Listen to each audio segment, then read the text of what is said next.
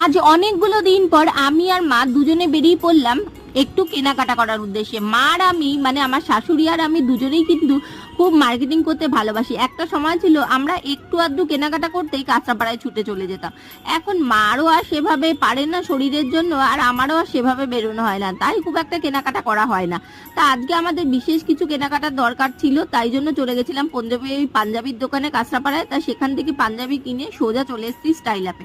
আর পাঞ্জাবির দোকানে জানো তো ভিডিও করা খুব একটা অ্যালাউ ছিল না দেখে ভালো করে তোমাদের দেখাতে পারিনি।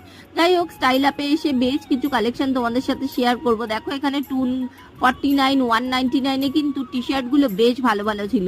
যদিও আজকের ভিডিওতে আমি সবটা শেয়ার করতে পারিনি, কারণ দেখো এত জিনিস, এত ভ্যারাইটি তো একটা ভিডিওতে, মানে এই 60 সেকেন্ডের ভিডিওতে দেখানো সম্ভব না।